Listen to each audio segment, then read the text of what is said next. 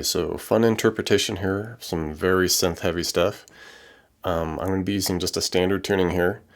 We're definitely going to have to switch around some octaves here, compensate for some things, but we get a pretty cool overall riff that matches along here.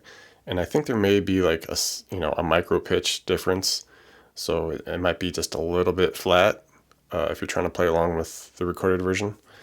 But for our purposes, I'm just going to keep it in a just basic standard tuning here. So the initial riff, it bounces between this B riff and like a G, and it's kind of the same thing, but we just switch the bass note. So we'll start here at the 2 on the A, and we just bounce between that and the 2 on the G a couple times. Okay, 2 again on the A, and then we do this 4, 5, D back to the 2A. All right, and that just cranks out a couple times. All right, and then basically, like I said, we just kind of switch the bass note. So we go from that 2 on the A, and now we want a 3 on the E for the G. And other than that, like all the notes are the same. We just kind of swap those 2 on the A for 3 on the E.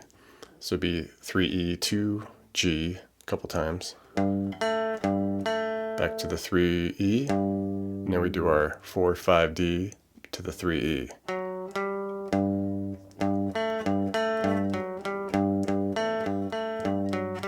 Okay, it does that a couple times as well. And then basically it just goes between the 2 B riffs and then the 2 G riffs, and it just cycles that. And then aside from that, we just kind of bump everything we just did up 2 frets. All right, so the next spot we'd just be at 4s instead of 2s on the A and G here. We just come up to 4s. So we go 4A, 4G a couple times. Okay, then we do the 4A, 2 frets up on the D now, we go 6, 7. All right, and then back to the 4A. All right, and that goes twice as well, same kind of deal. All right, and then we just switch 2 frets up from the 3, we got the 5 now, so we're at an A position. So 5E, and then we just bounce between the same notes we just used on the D and G string here. So 5E, 4G a couple times. Then we do the 5E, 6, 7D, back to the 5E.